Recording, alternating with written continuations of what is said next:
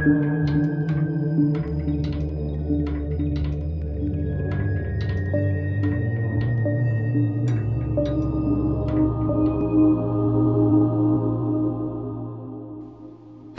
sejati bukan yang disimpan dalam peti, tapi yang tertanam dalam hati.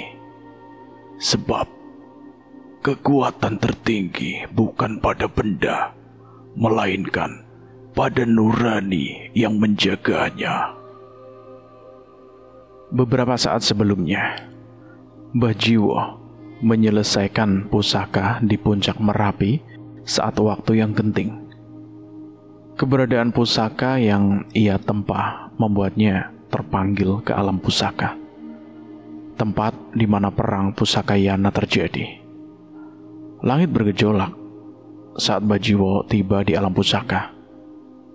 Dengan cepat Mbah Jiwo menyadari keberadaan ketiga pusaka kadewatan yang menjadi pusat dari pertempuran berbagai makhluk. Namun perhatiannya segera bergeser saat merasakan keberadaan sosok yang dikenalnya. Pak Lek telah merubah menjadi siluman ular. Mbah Jiwo cemas, namun ia cukup tenang saat melihat Danan dan Cahyo sudah berada di sana. Namun saat Mbah Jiwo berlari untuk bergabung bersama mereka, Mbah Jiwo merasakan sesuatu yang tidak wajar. Ada kekuatan yang mematikan, lebih dari kekuatan anak panah yang ditembakkan oleh busur Nararingga, lebih dari kesakitan tombak Dandamurti. Ia merasakan ada kekuatan aneh yang melesat tak kasat mata yang mematikan makhluk-makhluk di sana. Mbah Jiwo menyadari bahwa kekuatan itu akan mengarah ke pertempuran Danan dan Cahyo. Kemampuannya sebagai penempa pusaka menyadari bahwa kekuatan aneh itu berasal dari salah satu pusaka kadewatan yang terlihat tenang. Namun kekuatannya bersembunyi di dimensi yang tak disadari oleh sembarangan orang. Cakram Bayulodra.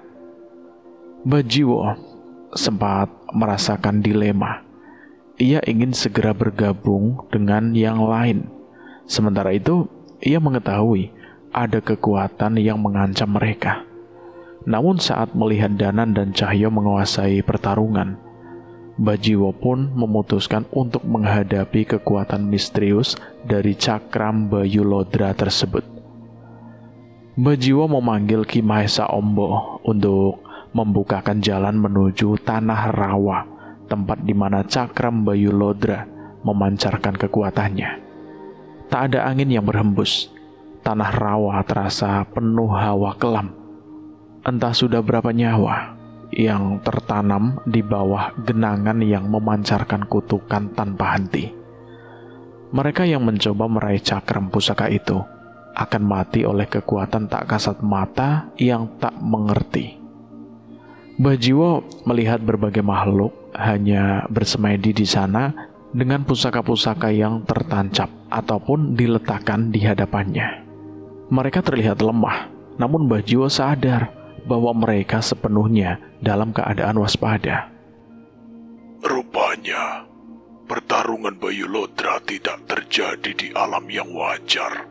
Mbah Jiwo mencabut pusaka keris besar yang ia tempa di bawah Gunung Merapi dan menancapkannya di tanah basah di sekitar dekatnya.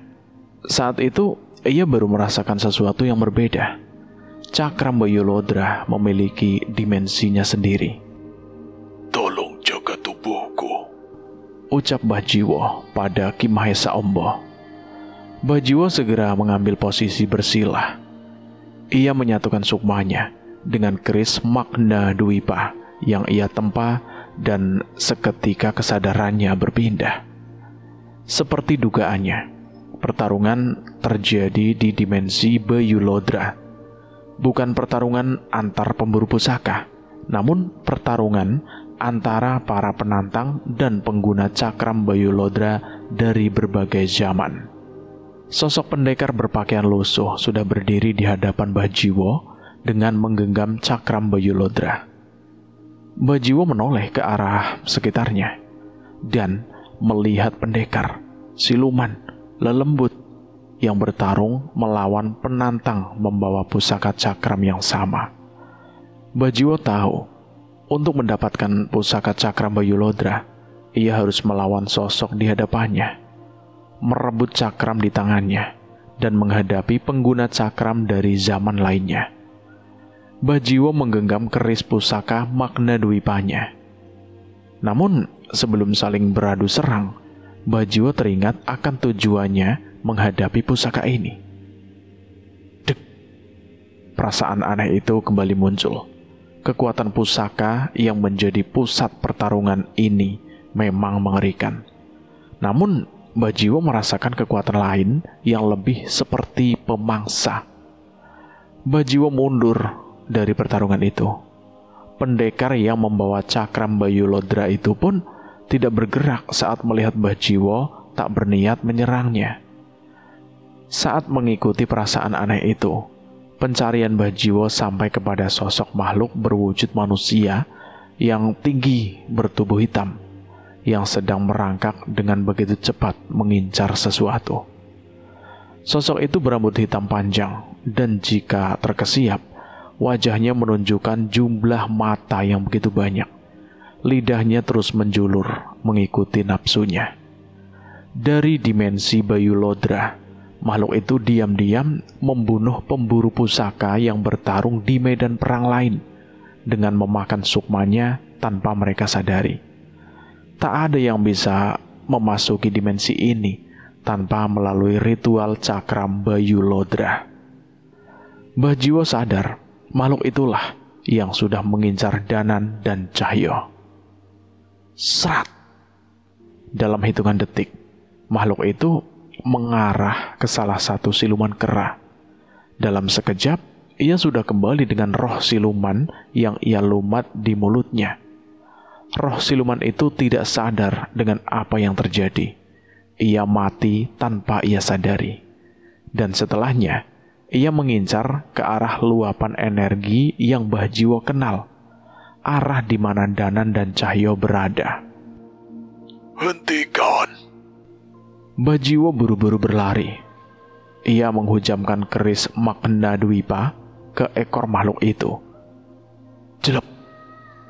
Makhluk yang sudah bersiap kembali melesat itu pun kesakitan. Ia mengamuk dan menatap Bajiwo dengan tatapan penuh amarah. Seketika kekuatan hitam yang pekat menyelimuti makhluk itu dan membuat Bajiwo gentar. Takkan kubiarkan kau mengincar mereka. Dari alam pusaka, Ki Mahesa Ombo menyadari perubahan pada tubuh Bajiwo. Tubuhnya berkeringat dan kekuatannya terus memudar. Tak ada yang bisa makhluk pelindung itu lakukan selain menjaga tubuh Bajiwo dari gangguan apapun. Sementara di dalam pertarungan berat sebelah terjadi, makhluk pemakan sukma itu terus-menerus menyerang membabi buta. Kekuatan hitam di sekitarnya pun membuat Bajiwo terbakar hingga kesakitan. Makhluk kurang ajar. Bajiwo beberapa kali menyayat dan menusukkan kerisnya pada makhluk itu. Api dari lahar Merapi membakar tubuh makhluk itu pada setiap sayatannya. Namun itu tak cukup untuk melumatkannya. Makhluk itu benar-benar liar, bagai hewan buas yang begitu bernafsu mengincar mangsanya. Sambil bertarung dengan Bajiwo, ia masih terus mengincar sukma yang ada di sekitarnya. Bajiwo tahu, ia tak mungkin bisa mengalahkan makhluk itu jika tidak mempertaruhkan nyawanya. Dengan nafas memburu dan luka yang mulai menghitam akibat gigitan energi kegelapan, Bajiwo berseru di dalam hati, memanggil roh-roh leluhur para penempa pusaka yang dulu ikut mematri jiwa mereka dalam logam sakral. Keris Magna Dwipa mulai bergetar hebat, mengeluarkan cahaya merah menyala, seakan nyala kawah Merapi ikut masuk ke dalam pusaka itu. Makhluk pemakan sukma itu berhenti sejenak. Matanya yang tak terhitung jumlahnya berdenyut, mengerjap bersamaan seperti kilatan petir hitam. ia merasakan sesuatu, bukan hanya api, bukan hanya logam sakti, tetapi roh-roh terdahulu yang kini bangkit bersama keris Mbah Jiwo. Kau akan kubakar bersama dimensi ini kalau perlu, teriak Mbah Jiwo, dan ia pun menusukkan kerisnya ke tanah dimensi Bayu Lodra. Blar! Tanah dimensi itu meledak dengan nyala magma spiritual. Arwah para penantang yang mati sebelumnya berteriak, bangkit dalam bentuk cahaya-cahaya menyala, membentuk lingkaran pelindung yang melindungi tubuh Mbah Jiwo. Setiap nyawa yang pernah direnggut cakram itu kini hadir menuntut balas pada sang pemangsa. Makhluk itu meraung, jeritanya tidak seperti suara hewan, bukan pula suara manusia. Suara itu seperti ribuan bisikan maut yang menggema dalam kepala Mbah Jiwo, mencoba merobek kesadarannya dari dalam. Namun Mbah Jiwo bertahan, mencengkram kerisnya dengan erat. Makhluk itu pun kewalahan menghadapi serangan Mbah Jiwo. Namun Mbah Jiwo kewalahan, kesadarannya hampir hilang. Matilah, harap Mbah Jiwo. Tapi harapan Mbah Jiwo sirna saat melihat makhluk itu mampu menyingkirkan arwah-arwah yang menyerang menggerubutinya. Walau dengan keadaan yang lemah, makhluk itu masih memiliki kekuatan yang sangat mampu untuk menghabisi Mbah Jiwo. Sial, habis sudah. Mbah Jiwo tak lagi bisa bergerak dengan berbagai luka yang ada di tubuhnya. Senyum lebar terpampang di wajah makhluk bermata banyak itu. Ia merangkak, menunjukkan lidahnya, bersiap memangsa Mbah Jiwo yang matanya sudah memutih, hampir kehilangan kesadaran. Namun, sebelum makhluk itu menyentuh Mbah Jiwo, sebuah pedang menebas lidah makhluk itu dan membuatnya mundur. Siapa? Mbah Jiwo mencoba memfokuskan matanya dan melihat seseorang pendekar dari zaman dulu melindunginya. Aku Jayawira. Ini adalah dimensi perebutan pusaka cakram Bayu Lodra. Untuk apa kau malah melawan makhluk ini? Jayawira memunggungi Mbah Jiwo, waspada dengan makhluk bermata banyak yang meraung kesakitan di hadapannya. Dan aku seperti mengenal warna kekuatan dari pusakamu. Aku hanya ingin melindungi teman-temanku. Aku tak peduli pada pusaka itu. Dan pusaka ini, aku Ki Jiwo Setro yang menempahnya sendiri. Mbah Jiwo menancapkan pusaka keris Magna Dwipa di tanah. Jiwo Setro. Jayawira tersenyum. Sepertinya aku mengerti mengapa aku mengenal warna kekuatan pusakamu. Sekali lagi, Jayawira beradu kekuatan dengan makhluk mematikan itu. Mbah Jiwo juga sadar ada kesamaan warna kekuatan dari pusaka yang digunakan Jayawira dengan pemiliknya. Apa teman yang kau maksud itu Danan dan Cahyo yang sedang bertarung dengan siluman ular? Benar. Bagaimana kau bisa tahu? Sepertinya pertemuan kita sudah ditakdirkan. Mbah Jiwo masih tak mengerti dengan apa yang Jayawira katakan. Namun setidaknya ia harus memastikan di mana Jayawira berpihak. Apa yang kau incar? Tanya Mbah Jiwo. Jayawira menunjukkan cakram Bayu Lodra pada Mbah Jiwo. Aku berhasil mengalahkan satu pengguna cakram Bayu Lodra dari masa lalu. Sialnya, masih banyak yang harus aku rebut lagi. Tapi sepertinya masalah ini lebih penting. Kenapa kau menolong kami? Sepertinya kita harus bicara panjang nanti. Yang penting, kita harus mencari cara untuk menghabisi makhluk ini dulu. Iya, benar. Jayawira masih merasakan keraguan di mata Mbah Jiwo. Wajar saja. Di tempat yang penuh dengan tipu daya ini, musuh bisa menjadi apa saja. Aku di pihak kalian. Pedangku ini adalah mahakarya Empu Randu Setro. Mungkin leluhurmu dan teman-temanmu sudah menolongku dari kutukan Dewi Kantasari. Mendengar perkataan itu, Bajiwo mulai mengerti mengapa ia merasa begitu dekat dengan pusaka Jayawira. Ia merasa bisa memberinya kepercayaan. Serahkan Cakrambayu Lodra di tanganmu. Mungkin aku bisa melakukan sesuatu. Jayawira menoleh dengan bingung ke arah Bajiwo. Apa rencanamu? Bajiwo menatap dengan tajam ke arah makhluk misterius itu. Ritual penarikan kodam, ucap Bajiwo dengan mata tegas. Kau gila. Makhluk itu bukan setan biasa. Bajiwo menjulurkan tangannya. Dengan ragu, Jayawira memberikan Cakrambayu Lodra yang ia menangkan. Tahan makhluk itu sampai aku menyelesaikan ritualku. Jayawira tak sempat membantah. Bajiwo duduk bersilah membentuk segel dengan jarinya. Ia merapal mantra tua yang hanya diketahui oleh para penempa pusaka yang pernah bersinggungan dengan roh kadewatan.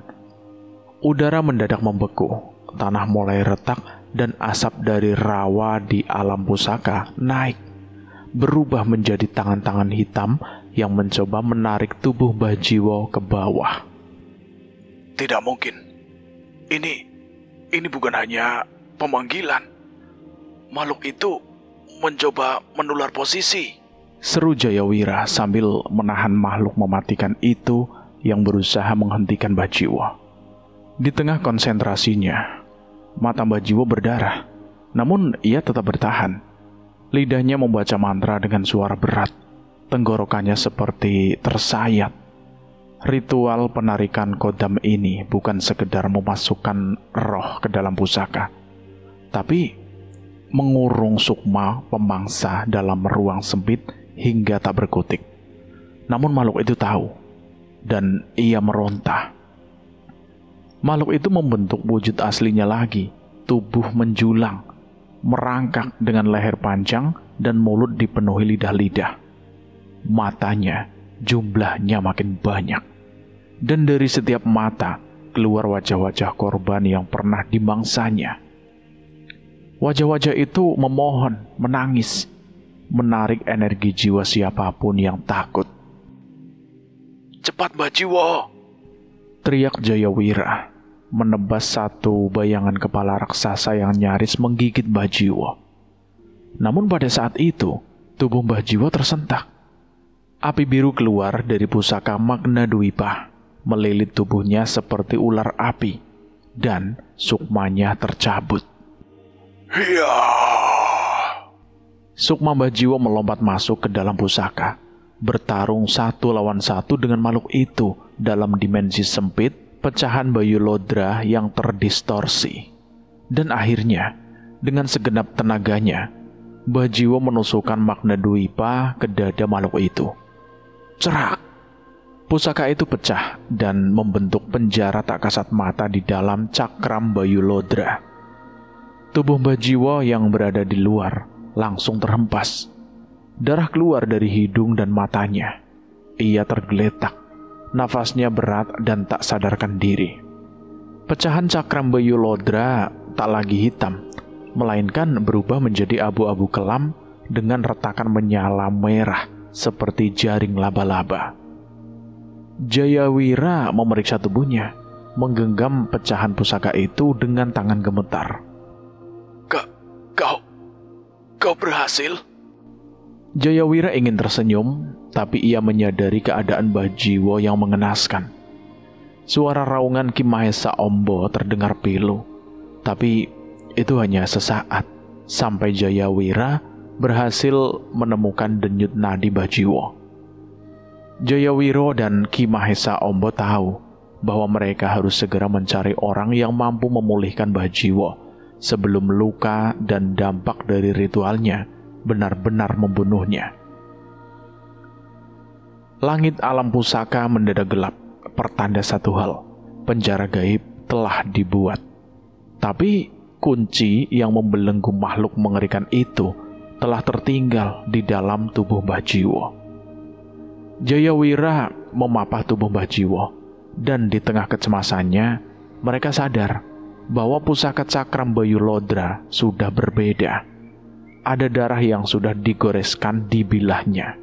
Sesosok makhluk telah berhasil mengalahkan pengguna cakram dari berbagai zaman dan memenangkan pusaka mahasakti itu. Di desa Kandimaya, 3 malam berurut-urut, suara gamelan tak pernah berhenti menggema. Gending-gending kuno dimainkan silih berganti, dengan harapan mampu menolak balak dan mengusir bayang-bayang bencana yang mengintainya. Di pendopo desa, para penabuh bergantian menabuh dengan mata merah karena ngantuk. Namun semangat mereka tak padam. Setiap denting kenong dan gong yang bergaung mengisi langit malam dengan doa-doa sunyi. Di tengah malam yang mencapai puncaknya, Naya melangkah menaik ke bukit. Tertatih ia berjalan. Obor kecil di tangannya hanya mampu menerangi jalan setapak di antara pepohonan lebat. Hembusan angin membawa aroma tanah basah dan daun kering. Sesekali terdengar lolongan jauh dari lembah. Tapi Naya tidak gentar. Ia tahu tempat yang ia tuju adalah wilayah yang dijaga dan juga dijaga untuknya. Tak satupun makhluk gaib berani menyentuhnya, sebab sang penguasa bukit telah mengenalnya. Lalu tiba-tiba, getaran hebat mengguncang tanah, membuat dedaunan gemetar. Sepasang mata merah menyala mengintip dari balik pepohonan, menatap tajam dengan geraman rendah yang bisa membuat siapapun membeku ketakutan. Namun tidak dengan Naya. Ia justru tersenyum kecil, lalu mengangkat obornya lebih tinggi. "Buto Kendil," bisiknya lembut seperti memanggil teman lama. Tawa aneh itu menggema. Suaranya berat dan tak bisa ditiru siapapun. Dari balik pepohonan muncul sosok raksasa dengan punggung lebar dan sebuah kendil raksasa yang selalu dibawanya. Tubuhnya menjulang, namun ekspresinya berseri saat melihat Naya. Naya menurunkan keranjang kecil dari gendongannya. "Ada oleh-oleh," katanya sambil menggelar beberapa buah kecil di atas batu datar. Buah hutan berwarna cerah. Ada yang sudah matang, ada yang masih muda. Semua dikumpulkan khusus untuk Buto Kendil. Raksasa itu menepuk-nepuk dadanya pelan, lalu duduk di sebelah Naya. Tangan besarnya mengambil buah yang tak lebih besar dari kuku jarinya. Lalu mengamatinya penuh rasa ingin tahu sebelum memasukkannya ke mulut. Meski bukan makanannya, Buto Kendil menerima pemberian itu seperti menerima harta karun. "Sendirian di bukit selama ini, pasti sepi ya?" ucap Naya sambil menatap ke arah langit. Bulan bundar menggantung seperti mata para leluhur yang terus memperhatikan mereka dari atas. Buto Kendil tak menjawab, tapi tubuhnya sedikit mengendur, seolah menunjukkan perasaan lega karena kehadiran seorang sahabat. Naya lalu menoleh ke arah makam kecil yang ada tak jauh dari situ, makam ayah si Danan yang sudah lama bersemayam di tanah itu. Dengan nada lirih, Naya berkata, "Aku mendapat mimpi." Tangannya meremas jubah tipis yang ia kenakan. "Mas Danan akan gagal. Petaka akan datang dari tempat yang bahkan tak bisa dijangkau manusia." Buto Kendil hanya menatap, diam. Sudah 3 malam berurut-urut, mimpi itu datang. Naya melihat desanya runtuh dalam asap dan api. Ia melihat Danan pulang membawa kekalahan, dan bersamanya bencana yang tak bisa ditahan. "Desa sudah menggelar ritual. Ki Arsa memimpin langsung. Dia juga bersiap pergi ke tempat dalam mimpiku. Semua ini agar petaka itu tidak benar-benar datang. Buto Kendil mendengarkannya. Tiba-tiba ia berdiri. Tubuhnya membesar perlahan. Jauh lebih besar dari terakhir kali Naya melihatnya bertarung di padang Kurusetra. Ia tertawa keras sambil memukul dadanya. Gaya khasnya saat menyatakan kesiapan untuk bertempur. Naya tak bisa menahan senyum. Iya, aku tahu. Kau bisa diandalkan, Buto Kendil. Suaranya lembut, penuh kasih. Seperti berbicara kepada kakak yang sering menghibur di tengah masa kecilnya yang sunyi. Lalu ia menunduk pelan.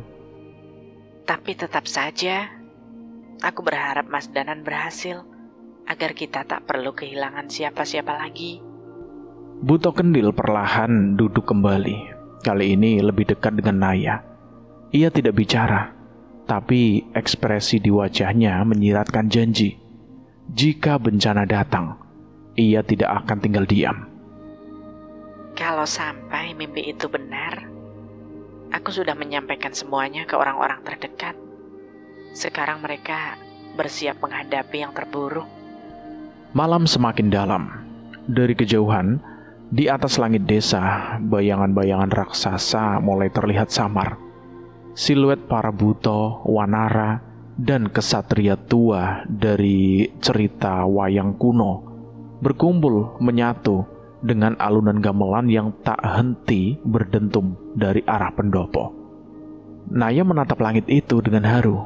Ia tahu Ki Arsa telah membangkitkan kekuatan pusaka wayangnya, bersiap menantang kegelapan demi tanah dan warisan yang dijaga oleh leluhur. Di Pulau Dewata, cahaya di dahi Cahyo menyala tajam, merah menyala seperti bara. Simbol warisan Mbah Wongso itu muncul di saat paling genting, memberi kekuatan yang bahkan Cahyo sendiri tidak sepenuhnya paham. Alam pusaka runtuh, langitnya retak seperti kaca dihantam petir. Gema jeritan memenuhi udara, bersaut-sahutan dengan tawa para pemenang pusaka yang kini berubah menjadi pemburu haus darah. Bukan lagi pertarungan, melainkan pembantaian. Tanah retak, pohon terbakar, dan aroma besi dari tanah menggantung di udara. Mereka menyerap jiwa para pemburu pusaka, teriak Danan sambil menarik lengan Cahyo. Cahyo menoleh. Sosok-sosok yang sebelumnya mereka kenal kini berdiri seperti raksasa kegelapan. Tubuhnya diselimuti aura pusaka yang liar dan tak terkendali. Salah satu dari mereka mengangkat tubuh seorang pemuda, menyerap cahaya dari dalam dadanya hingga tubuhnya mengerut seperti kertas terbakar. Jul, cepat! Cepat, Jul! Danan berteriak lagi. Seketika cahaya putih menyelubungi mereka. Perpindahan antar alam terjadi. Waktu seolah patah. Suara dan cahaya melebur menjadi kehampaan. Dalam sekejap, mereka berpindah kembali ke alam manusia. Saat itu, seseorang sudah menunggu bersama sebuah keranda. Akhirnya, kalian kembali, ucap Tegar yang tengah duduk bersila di depan sebuah keranda yang berisi satu tubuh. Danan, Cahyo, Pak Le, Jayawira, dan sosok siluman Sembrani muncul di reruntuhan pendopo tempat awal mereka pergi. Di waktu yang singkat itu, Pak Le menggunakan kekuatan keris Sukma Geni untuk memulihkan Bajiwo. Jayawira dan siluman Sembrani takjub melihat pemulihan Bajiwo. Luka-lukanya menutup, namun kesadarannya masih butuh waktu untuk memulihkan kesadarannya. Tegar terpana melihat mereka. Ia menyambut Danan dan Cahyo, namun ia lebih terpaku pada sosok siluman Sembrani yang mencolok di antara mereka. Mas ini kusir delman yang dikutuk karena ninggalin penumpangnya ya? Ucap Tegar yang heran melihat wujud siluman sembrani itu. Ngawur kamu, gak sopan. Balas Cahyo sambil memukul hidung topeng Tegar. Lah, di cerita nenekku, manusia yang tubuhnya setengah hewan biasanya dikutuk karena durhaka atau kualat. Tegar tidak terima. Loh, berarti nenekmu yang harus dengerin ceritaku. Entar temuin nenekmu sama aku ya. Lah dia sudah mati kok. Memangnya bisa? Sudah mati? Innalillahi. Wajah Cahyo setengah kecut mendengar jawaban Tegar. Kan kalian sakti. Siapa tahu bisa ketemu nenek. Balas Tegar dengan polosnya. Ya nggak gitu toh. Kali ini wajah Cahyo kesal. Sementara itu Pak Le dan Danan tertawa kecil melihat tingkah mereka berdua. Syukur gue Jul, dapat lawan imbang kamu sekarang. Bisik Danan. Cahyo pun membalas dengan menyikut lengan Danan. Akhirnya sang siluman sembrani pun memperkenalkan namanya. Arum Braja, pelindung alas Sramanaya, sebuah hutan di alam gaib yang merupakan tempat kerajaan siluman berkuasa. Maaf, terlambat memperkenalkan diri. Saat itu, wujud Arum Braja berubah. Bagian tubuh bawahnya yang sebelumnya berwujud kuda berubah menjadi kaki manusia seperti manusia pada umumnya. Sepertinya kita bisa lebih nyaman jika aku dalam wujud ini, ucapnya. Sayangnya, perbincangan itu berlangsung singkat. Tatapan mereka terhenti pada sosok di dalam keranda yang dilindungi oleh Tegar. Itu apa? Pak Le mulai cemas. Ada sosok yang terbujur kaku di dalam keranda.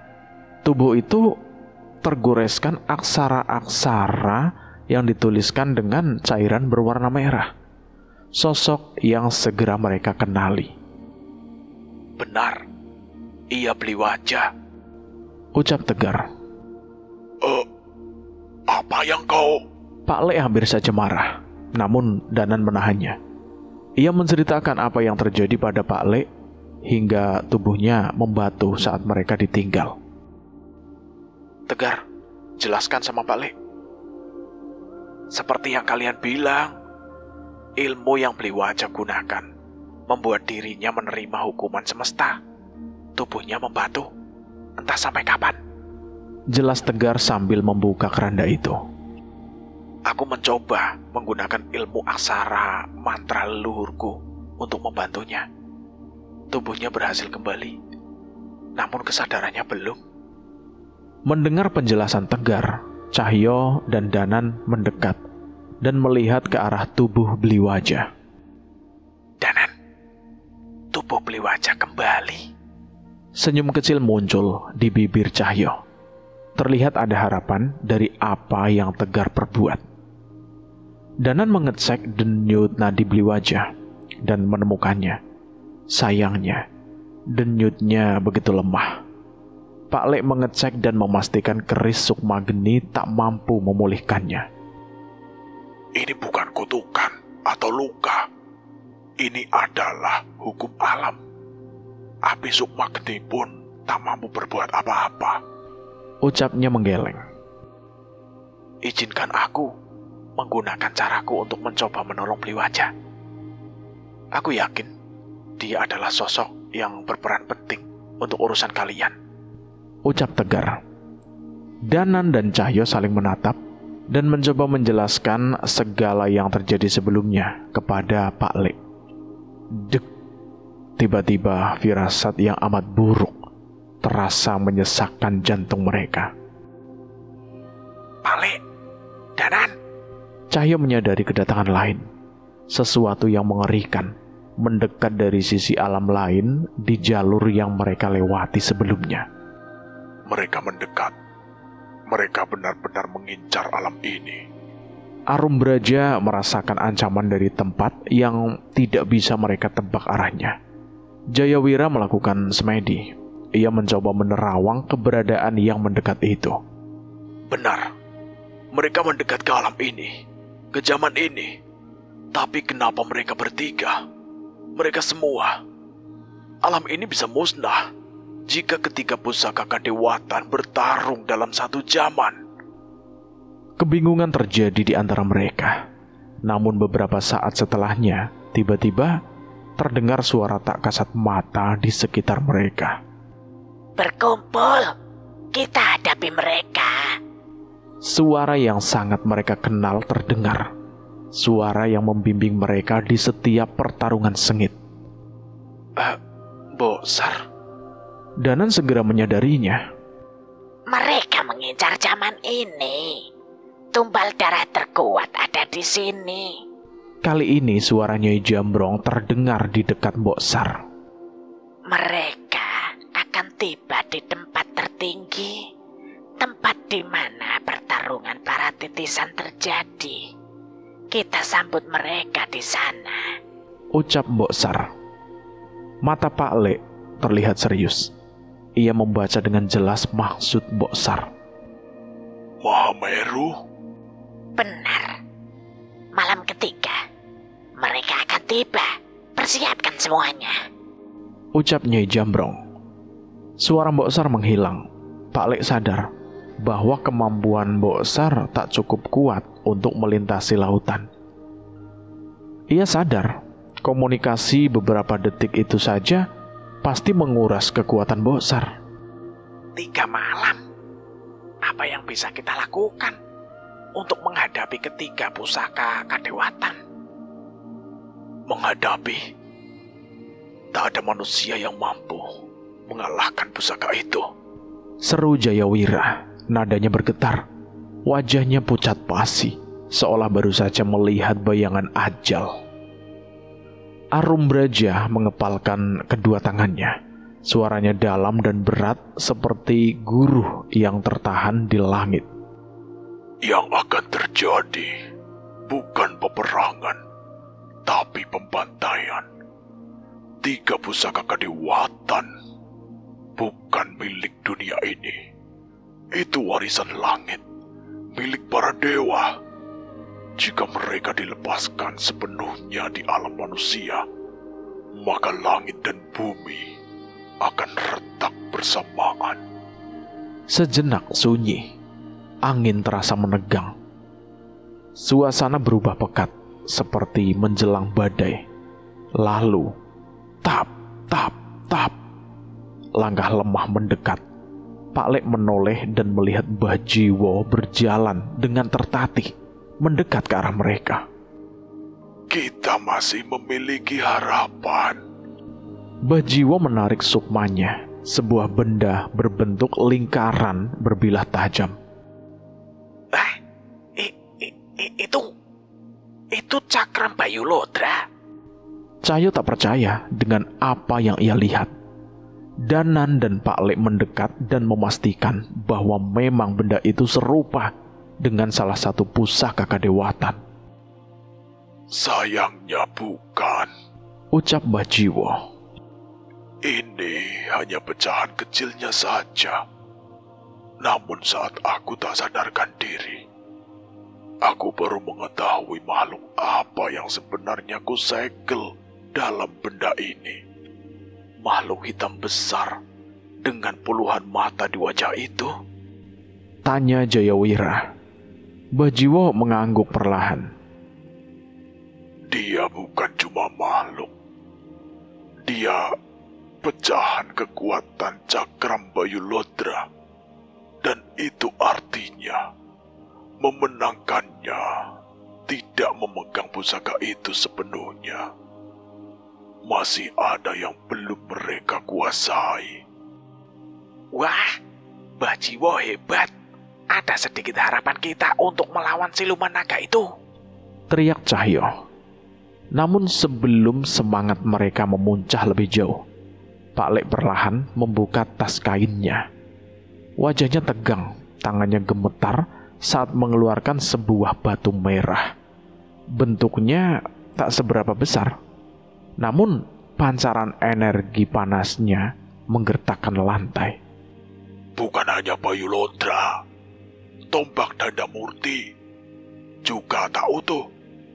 Pendekar tua itu tak berhasil memiliki seluruh kekuatannya. Separuh dari kekuatan tombak itu masih tersegel di batu ini. Pak Le mengangkat batu itu. Warnanya yang semula merah merona, kini semakin pekat, seperti darah yang mendidih. Energinya bergetar liar, seolah meronta ingin keluar dari penjaranya. Arumbraja menoleh ke arah Danan. Ia teringat sesuatu yang Danan tunjukkan saat melarikan diri dari serangan busur Nararingga. Dan Prabu Krana hanya mendapatkan raga pusaka Nararingga saja. Sukma busur Nararingga saat ini disegel oleh keris raga Sukma dengan bantuan Nyi Sendangrangu. Ucap Danan menunjukkan sesuatu yang bersinar dari dalam dadanya. Melihat itu, Jayawira berdiri di posisi semedinya dengan penuh semangat. Kalian benar-benar gila. Senyum Jayawira terlihat sumringah. Setengah dari tujuan kita tercapai. Kekuatan 3 pusaka itu sudah berkurang. Kerusakan yang diciptakan tak seperti sebelumnya. Ucap Arumbraja mengepalkan tangannya penuh semangat. Prak! Cahyo mengadu tangannya. Kita hadapi mereka. Makhluk yang ingin bermain-main sebagai dewa tidak memiliki tempat di alam manusia. Ucap Cahyo. Pecahan kekuatan Cakram Bayulodra, belahan kekuatan tombak Dandamurti, dan Sukma busur Nararingga. Semua itu menjadi harapan untuk menghadapi kekuatan yang bisa mengakhiri zaman itu. Kita percayakan Beliwaja pada Tegar. Untuk saat ini, kita harus kembali dan mempersiapkan segalanya. Ucap Danan. Pak Le setuju. Tanpa membuang waktu, mereka pun bergegas meninggalkan Pulau Dewata. Waktu mereka tidak banyak. Kekuatan besar harus dikumpulkan untuk menghadapi sosok penguasa pusaka kadewatan. 3 malam. Suara gamelan menggema lembut di sekitar Danau Ranukumbolo. Dentangannya mengalun bersama angin malam, menciptakan suasana magis di bawah cahaya purnama yang menderang. Bulan menggantung penuh di langit, seolah menjadi saksi bisu atas apa yang akan segera terjadi. Obor-obor telah tertancap di berbagai sisi, menyala dengan nyala tenang di antara kabut tipis yang menari di permukaan danau. Rombongan dari desa Kandimaya sudah lebih dulu tiba, mengikuti pesan dari Mbok Sar untuk mempersiapkan segalanya menjelang pertempuran besar. Di balik sebuah pendopo bambu yang dibangun seadanya, Danan, Cahyo, Pak Le, dan yang lainnya berkumpul bersama Mbok Sar dan para pengikutnya. Mereka duduk melingkar, cahaya api unggun menari-nari di wajah mereka yang serius. Prabu Krana, Rasputo yang terkutuk. Ujar Arumbraja, suaranya dalam dan berat. Ia memperoleh kesaktian dari warisan Prabu Dasamuka. Namun itu bukan anugerah, itu kutukan. Kesaktiannya dibayar mahal dengan jiwa-jiwa yang tak berdosa. Ia memejamkan mata sejenak, seperti mengingat kembali masa kelam yang pernah dilaluinya. Di zamanku, ia menaklukkan kerajaan manusia dan siluman. Semua dipaksa menyerahkan tumbal jiwa untuk memuaskan kekuatan busuknya. Dia pernah memiliki busur Nararingga? Tanya Danan, penasaran. Arumbraja mengangguk. Benar. Busur itu dibuat dari tulang titisan Dasamuka sendiri. Pusaka itu diwariskan langsung kepadanya sebagai pewaris tahta. Lalu, bagaimana bisa pusaka itu terlepas darinya? Danan mencondongkan tubuhnya, penuh keingintahuan. Bukankah tak ada kekuatan yang sanggup menandingi pemilik pusaka kadewatan? Memang tidak ada, jawab Arum Braja. Jika ia berkehendak, satu pulau bisa dihancurkan dalam semalam. Lantas, apa yang membuatnya kehilangan pusaka itu? Arum Braja menarik nafas dalam. Bukan kekuatan yang mengalahkannya, tapi tipu daya dari seorang manusia perempuan.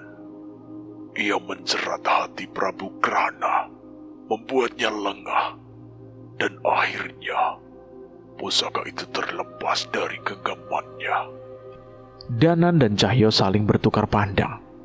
Perlahan-lahan, bayangan tentang siapa yang akan mereka hadapi mulai terbentuk. Pendekar tua, sukma hitam, wanita berkebaya hitam. Mereka bertiga berasal dari zaman ini, ucap Danan sambil mengingat peristiwa-peristiwa sebelumnya. Kau yakin, Nan? Tanya Pak Lek menatap Danan dengan serius. Aku ingat betul.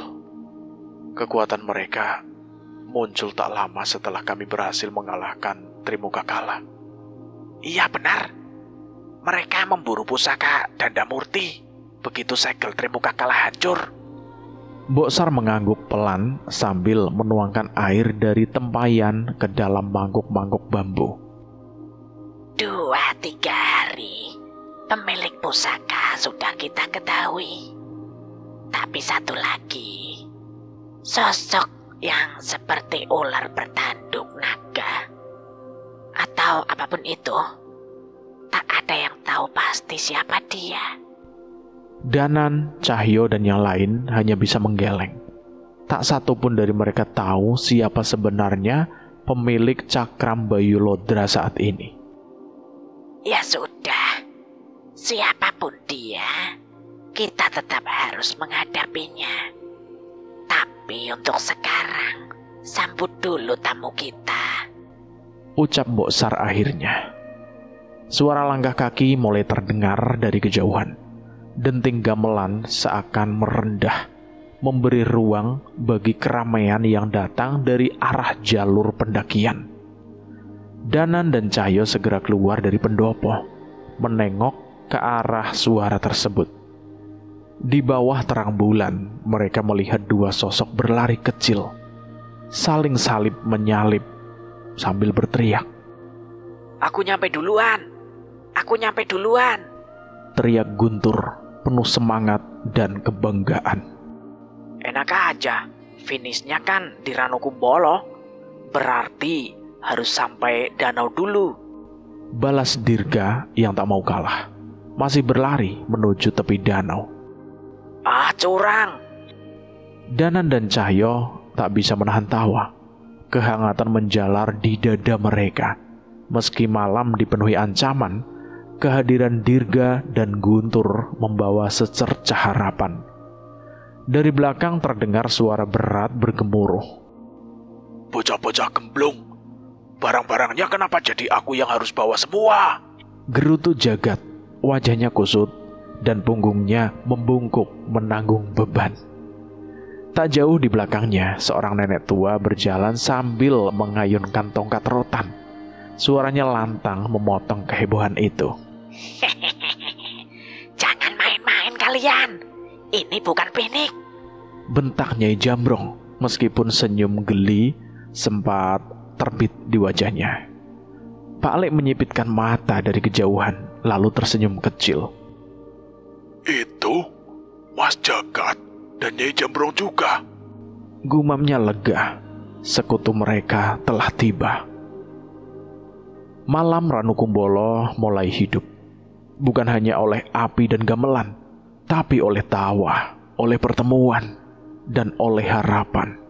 Meski gelap masih mengintai, cahaya mulai tumbuh dari titik-titik kecil keberanian. Tapi di tengah kesenangan itu, perlahan suara gamelan berhenti. Danan sontak terdiam. Ada keganjilan yang mengusik. Ia segera melangkah cepat menuju Arsa, berharap itu hanya kesalahan teknis atau jeda sejenak. Tapi Arsa tak menjawab. Ia hanya berdiri kaku, memandangi satu titik di kejauhan dengan senyum kecil. Di sekelilingnya, para penabuh gamelan tertidur, seperti tertelan kantuk yang bukan dari dunia ini. Arsa, apa yang... Belum sempat pertanyaan keluar, suara nyanyian menyeruak dari arah danau. Nadanya seperti lagu anak-anak, tapi ada kesan ganjil yang menggigit. Tokecang, bala gendir, tos blong. Sora curik, sukan budak. Nyatanya pocong. Cahyo langsung tahu siapa yang datang. Ia melompat dan berlari ke arah asal suara itu. Kang Jawir, Nyai Runtak, tahan dulu, santai. Ini jadi pada molor semua ini. Protesnya setengah geli, setengah kesal. Kang Jawir menyeringai, santai seperti biasa. Biarin atuh, mereka teh lagi istirahat. Bagus buat persiapan perang nanti, iya kan? Masalahnya, mereka lagi ritual, Kang. Arsa dan padepokannya itu serius. Eyalah, kumaha iya Nyai? Tanya Kang Jawir sambil menoleh ke gendongannya. Nyai Runtak, sosok nenek yang sudah rentah, dengan matanya yang seluruhnya putih tanpa penglihatan. Saya saja yang tidur. Kalau saya yang tidur, nanti mereka akan bangun. Nah, beres atuh. Kang Cahyo, amannya. Sahut Kang Jawir sambil melangkah santai menuju pendopo. Cahyo tertawa pasrah. Kang Jawir. Ya, beres pokoknya. Rombongan pun kembali berkumpul di tempat tertinggi di Pulau Jawa. Udara malam terasa lebih berat, lebih padat. Kekuatan-kekuatan gaib dari segala penjuru perlahan mendekat, menarik diri ke satu titik, Ranu Kumbolo. Mbok Sar, meski usia senja telah menggerogoti tubuhnya, tetap duduk tegak, matanya terpejam. Kedua tangannya bergerak perlahan membentuk mudra, membuka jalur-jalur gerbang tak kasat mata. Ia tahu baik kekuatan terang maupun kegelapan akan berkumpul di sini, tak bisa dihindari. Sementara yang lain bersiap, Danan justru menengok ke sekeliling. Wajahnya penuh harap. Bukan mencari Guntur, bukan Dirga, bukan siapapun dari rombongan. Nyari siapa? Suara lembut itu datang dari belakangnya, membuat jantung Danan sejenak melambat, lalu berdebar kencang. Ia menoleh. Di bawah sinar purnama, Naya berdiri di sana, tersenyum dengan mata yang seperti menyimpan musim semi. Nyari menantunya ibuku, jawab Danan sambil tersenyum menggoda. Sebuah cubitan kecil mendarat di lengannya, tapi Danan tak menghindar. Ia menikmati rasa itu. Naya, bisiknya lirih. Purnama memantul indah di permukaan danau. Namun bagi Danan, tak ada yang lebih indah dari senyum perempuan di hadapannya. Namun waktu tak bisa dibendung. Malam penentuan telah tiba. Pertarungan antara manusia, pusaka, dan kekuatan kadewatan akan segera dimulai. Dan saat semuanya bersiap, sebuah keganjilan muncul. Guntur berdiri di tengah tanah lapang. Tubuhnya tegak, namun matanya menatap kosong ke arah Pak Lek. Tatapannya bukan milik anak remaja. Pak Lek segera menghampiri. Namun sebelum sempat bicara, Dirga tiba-tiba bicara dengan suara yang asing dan dalam. 3 pusaka sukma, ucap Dirga dengan suara yang berbeda. Ia mengeluarkan keris dasa sukma dan meletakkannya di dada. Dirga, kamu kenapa? Kesurupan penunggu Semeru? Tanya Guntur yang khawatir. Tapi Pak Lek justru menahan Guntur untuk mendekat. Pak Lek maju. Ia tak merasakan ancaman dari sosok yang merasuk pada Dirga. Tiga pusaka sukma berasal dari satu batu langit. Kekuatannya lebih dari apa yang kalian bayangkan. Temukanlah kunci yang menyatukan ketiga pusaka. Tiga yang bersatu pernah mengalahkan pusaka kedewatan. Pak Le mendengarkan, ia menerima petunjuk itu. Ia tahu dengan jelas apa ketiga pusaka sukma itu. Keris Raga Sukma, Keris Sukma Geni, dan Keris Dasa Sukma. Terima kasih atas wejangannya. Tapi siapakah Tuhan ini? Tanya Pak Le. Dirga tersenyum. Saya, sisa ingatan dari eyang bocah ini. Sahabat dari leluhur kalian. Ucapnya dengan penuh wibawa. Saya, ingatan dari Prabu Arya Darmawijaya. Dan di tengah udara malam yang kian berat, satu pertanyaan menggantung di langit Semeru. Jika tiga pusaka itu mampu mengalahkan kadewatan, siapa yang dulu pernah menyatukannya? Dan mengapa ia harus dilupakan? Cerita ini bersambung dulu sampai di sini, dan saya akan melanjutkan ceritanya lagi di part berikutnya.